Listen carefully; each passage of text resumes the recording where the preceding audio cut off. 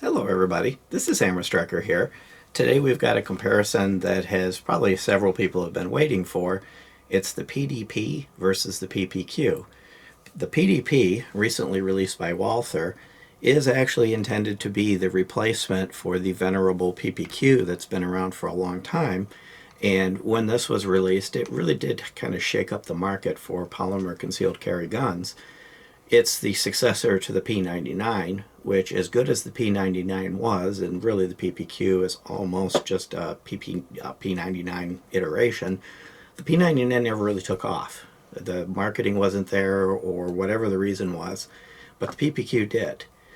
Now the PDP is going to have a little bit of work to do to hold on to the legacy that the PPQ has brought forward. The big thing about the PPQ is it was ergonomic, but a lot of guns have become that way these days. But it has an awesome trigger. It has the trigger that you compare polymer pistols to. And that is something that it was very important that Walther didn't mess that up, because a lot of guns have good triggers. Everybody wants to have a trigger as good as the PPQ. Many get close. One or two maybe get close enough to say they're almost there. But that is the trigger. The good news is, we'll start the video out with, they didn't screw it up. This trigger is as good as the PPQ, potentially just a hair better, which is kind of a really saying something, because the PPQ trigger was really a bar that was set high. Other than that, for most part, it is a PPQ. It's got all the same safety mechanisms. It's got similar ergonomics, even though you can see fairly clearly there's one difference. There's these finger grooves on this guy that are absent on the PDP, and that's the thing right now. Glock kind of started it, and some of the other companies, with getting rid of finger grooves. So let's pop the 15 round factory magazine out of the PDP and show that there's nothing in it, and we'll pop the 15 round factory magazine out of the PPQ. And I will note that other than the base plates being different, hair different in shape, and one has PPQ stamped on it and the other doesn't, they are interchangeable. So the PPQ M2 series in 9mm, of course, and the PDP, which is currently only available in 9mm, the mags are interchangeable. The PDP also comes with this factory 18 round magazine, which is done via an extender, and it will work in either the PDP or the PPQ. And if you got magazines from other variants of the PPQ with varying capacities, again, anything M2 is interchangeable. And that's kind of important if you've got a collection of PPQ magazines and you're wanting to transition to the PDP because of some of the features it offers. Your collection of magazines does not become worthless. And hopefully that was an intentional decision, but whichever way the decision ended up being made, it was a good decision. If I look at the differences between the two from an ergonomics and basically looks perspective, as I mentioned before, you have no finger groove. You still have these faint little depressions that kind of resemble fingers, and you have those in the grip of the PDP, and those were present on the PPQ. They're kind of little swells. They're roughly identical. The only difference is, just due to the pattern of the PPQ, they look different. But if I get them in the light, you'll see they're almost identical. They both have interchangeable back straps with roughly the same curve. The big difference is, of course, the texture. This texture you're seeing here is similar to the texture that became popular on the steel frame guns, the Q4 and Q5 SF, which, by the way, are not being discontinued. So the steel frame guns are going to continue, as well as the PPQ 45. To the best of my knowledge, the PPQ 9mm and the PPQ 40 will be retired.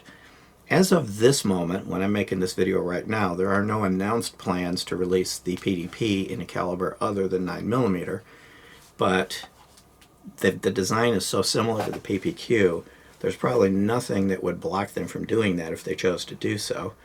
And the only other thing that I'm kind of unsure about is the disposition of the PPQ SC, which basically, if you took the PPQ and chopped off the bottom of the grip, and shortened it, of course, you'd have the SC, which has actually turned out to be quite nice concealed carry gun. Don't know if that is going to survive the transition, or if you're going to see a PDP SC, Don't know where that's going to go. But due to the similarity of them, if they wanted to release this in 40 or 45, I think it would be fairly easy for them to do. More importantly, 10 millimeter. If I could get a PPQ in 10 millimeter with this awesome trigger, it would be nirvana. And I'm sorry, PDP. Of course, I wished for it the PPQ, but now that that's being retired, I know that's not going to happen. But a 10 millimeter in this PDP on this platform would just be awesome. The other big difference between the two is the slide serrations. There's more thinner serrations on the PPQ, fewer deeper square serrations, both front and rear. Of course, they both had front and rear serrations. Theoretically, these are going to be a little harder to grab. They're deeper. There's a little more room for your finger to kind of go into as you're grabbing them. But I've never had a problem getting a hold of these. They bite enough that you can grab it and cycle it, whether your hands are wet or slippery or not. So I've never had a problem with the PPQ, but these are definitely more robust. This is more of a duty gun. This is more of a heavy duty looking, heavy duty feeling. Though the PPQ has proven to be durable, there's nothing light duty about the PPQ. I've never had one break. You don't have to treat them delicately, but this looks the part. And of course it has this removable plate that can put the optic of your choice on it. The only thing that I will say that Walther screwed up on, really seriously screwed up on, is the gun doesn't come with the plates. So they do give you one free. You fill out a form on their website, but it requires the serial number of the gun when you do it, which means you can't really do it proactively unless you're able to somehow anticipate the serial number that you're going to get, which usually you can't, whether you pick it up at a store or order it online. So the concept of buying the gun and the red dot of your choice, bringing it home, putting it together that night is not going to happen. Now, I did fill out the form when I picked this gun up back in February, and I still haven't gotten my plate. So the Q4 series, the Q5, tended to come with the plates. Most other manufacturers, Glock, the XDMs, or even some less expensive guns that we've reviewed, the Taurus G3C, a $300 gun comes with the plates. I think they're going to regret that decision because as the plates are difficult to get a hold of, people aren't able to mount their red dots. It's probably going to create a little bit of churn. One other kind of a notable difference is the PDP is bigger. It's bigger in every dimension. So we'll start by putting them side by side. They're roughly the same length front to back, even though the website does say that the PDP is 7.5 and the PPQ is 7.1. I'm not observing that difference. There's a little bit of difference that if I get the beaver tails lined up perfectly, the PDP just appears to be a hair longer. So I'm not really sure about that dimensional difference. But you can clearly see here, it's about 0.1 inches taller in the grip. Not a significant difference. It's going to make a difference in concealed carry. But the PDP is 0.1 ounces lighter, and that's probably just due to the different design of the grip. It is a little thicker, but again, not in a difference that's actually going to matter. Ignoring the visual effect of the square slide versus the rounded slide, which makes this look thinner than it is, it's 1.3 for the PPQ and it's 1.34 for the PDP. But 0.04 inches is not going to influence your ability to carry it. So yes, it's a bigger gun, but it's not significantly bigger in any respect that's going to matter for how you would carry it. However, that does mean that most holsters will not be incompatible. There's enough little differences that there will probably be holster incompatibilities with it, especially if the holster is tailored to the curvature of the slide, which a lot of Kydex holsters tend to be form-fit. You may find that that this is just enough thicker that it won't fit your holster. I'm sure manufacturers will fix that relatively quickly. They'll either flare out some of their Kydexes so they can hold both, or they'll come up with another line for the PDP. I don't think it'll take long for holsters to become available. These have become quite popular, and anything that's popular, the aftermarket wants to capitalize on that.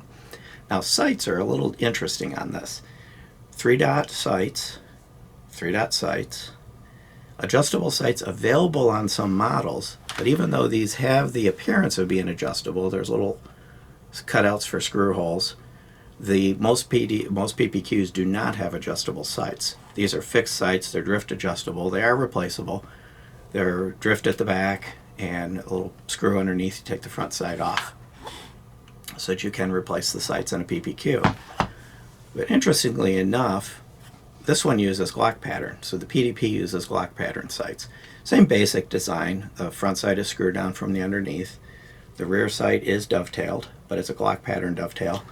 But it is adjustable. Not just looking adjustable, but truly adjustable. You've got two screws, so your height, your windage and height adjustable by moving this mechanism inside the sight. If you should choose to change them, which honestly the only reason I would change these sights is if I wanted to go to night sights or something like a tritium fiber optic style sight. As much as I do happen to like the Glock U-dot sights, these 3 dots are very easy to see, very clear, and the fact that I could adjust them adds to the value of them.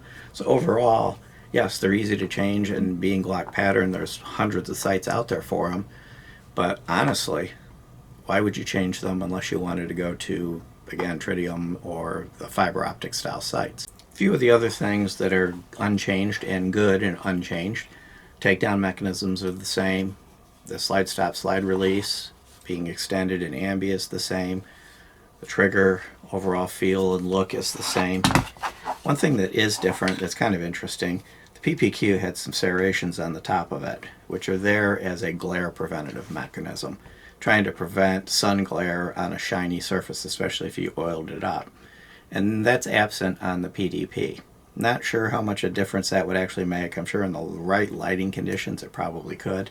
Interestingly enough, if you look at it from the top, it almost looks like the slide is set up for being ported, which it isn't, but it kind of gives you that look of what you get when somebody cuts a slide for a ported barrel.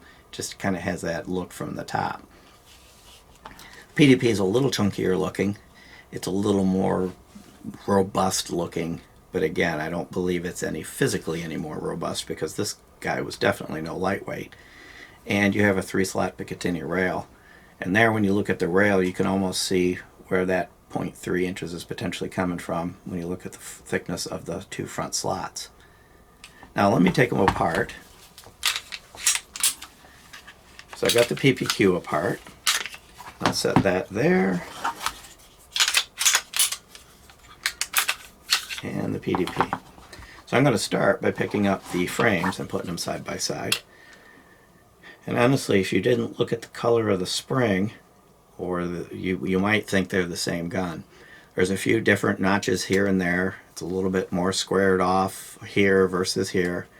You'll see the spring's a different color and a few more twists in the PDP. You've got the PDP over here on the top in this particular picture. The ejector is a little different. So there's some nuancy differences, but they're not landmark overall redesigns. And you'll see that the slide stop, slide release arms are quite robust. So unlike some that the one arm doesn't work as well as the other, both of these arms work equally well. So if you are using the slide stop, slide release on the other side, you're not going to have a problem with it not functioning correctly. But from a quick glance, if I just kind of wave these in front of you, you'd be hard pressed to tell the difference between them. And most of the differences are really kind of nuances. Almost the same thing's going to apply to the slide. So I got the PDP slide here. It'll be on the top in this view. You'll see the recoil spring has a blue cap on one and a black cap on the other, but fundamentally they look the same. And if I kind of blocked the recoil springs and asked you to tell me which went with which, you really wouldn't be able to. If you back up and look at the back parts of the slide, the drop safety, the sear back here, if I try to line them up fairly close to each other, they really look similar. So the interesting thing is Walther did take what worked on the PPQ and brought it forward. They changed the things they needed to change to do what they wanted to do with the optics ready slide, which was really the biggest thing the PDP brings to the table. But they didn't throw away any of the good engineering from the PPQ, which has really overall turned out to be quite reliable. And yes, I'm putting the right slide back on the right gun. They didn't feel the need to reinvent everything. They changed the things that met the goal that they were trying to accomplish and left the stuff that works alone. That leads me to believe that the PDP will probably be as reliable as the PPQ. PPQ has proven over the years to be a very reliable gun, and of course its successor needs to be equally reliable. Beyond that, let me show you the triggers. So I just took these apart, so you know they're empty. So there's the PDP's trigger. There's the take-up. almost imperceptible wall. So when you do pull it back, you do hit a definable wall, but it's really light and it's really short. There's the reset, and you're just a hair off the wall. There's just a bit of bounce, so there's an infinitesimal amount of takeoff, and you're back on that really short, crisp wall. PPQ, similar take up, almost identical wall. Same kind of reset where you come off just a hair off, and by the way, both of them are very short reset, and a clean, crisp break. And if I were to have zoomed in on the trigger sufficiently so that you couldn't see the rest of the gun and asked you to tell me which trigger was which, other than the fact that it's written on the PDP, the performance duty trigger is stamped on the trigger. If we ignore that, honestly, you wouldn't have been able to tell from the trigger pulls which was which. At the range, the PDP appeared to be a little bit lighter. It was a little easier to get unexpected double taps, but the gun is flat, it stays on track, so those double taps were both right on the target where they belonged. But with a trigger like this, especially if you're going to practice, riding the reset and coming off the reset and then restaging, you are going to need to practice a little bit. But if you let it all the way out and bring it back, it's so short and so crisp, you really almost don't need to mess with the reset on these. Unlike many triggers where there's a significant amount of take-up or stacking that occurs prior to getting to the wall, these are really clean. Both of them, really, honestly, are really clean. Now, as far as that double tap goes, if you do practice with it, and it's the same as true really of the PPQ, if you practice and master that double tap, because these guns shoot so flat, both of them do, it's really easy to do a double tap, be close on target, and Hammer often uses the PDPQ as a home defense gun. It's one of the guns he'll carry when he's at home. Because of the nature of that it's so easy to put two shots close together and not have one skewed way off. It really is a nice trigger. It's worth any amount of time that you spend mastering the trigger because you're going to end up with a very good gun. Will the PDP take the PPQ's place? Well, I think some of it's going to come down to aesthetics, whether you like it or not. It's neither are ugly by any stretch of the imagination, but one is softer looking and one is harsher looking. It's just going to come down to whether or not you either can care about what your gun looks like, but if you do care, there may be a little bit of affinity towards the old design. But they haven't ruined it. They haven't taken away any features. Most importantly, they haven't wrecked the trigger, and they've added the capacity of modular optics, so and the adjustable sight from the factory. So they've added a lot of capabilities. So I think the answer is yes. Unless people get hung up on the purism of the PPQ that's existed for the time it has, I think this will be a successful gun. If they start offering it in other calibers, if they come up with an SC version of it, if they do end up deciding to retire the PPQ SC, they already have got it in larger versions. So there's two other flavors, I think, of this that are larger.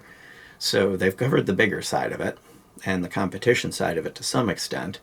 If they focus in on that concealed carry area, they probably will have a real winner. And I don't think that over the years we're really going to find that the PPQ is something that really needed to stay. I think this can get the job done.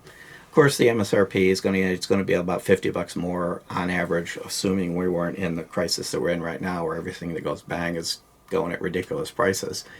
So it is also, manufacturers tend to use this like car manufacturers do for model years as a chance to bump the price up to the next notch. But under $700, it's a reasonably priced gun for the quality you're getting and the feature set you're getting. So yeah, I do recommend it, and I do think you're going to see more and more of these in different flavors. And I do also like the fact that the steel frame, the Q4 and Q5 steel frames that had come out are not going to be retired because those are really nice guns. I really like the Q5 that I've got. Beyond that, if you like our videos, please give us a thumbs up, share, subscribe, click that bell up there to be notified if you do. Check us out on Facebook, Patreon, Instagram, Twitter, kind of everywhere. Thank you.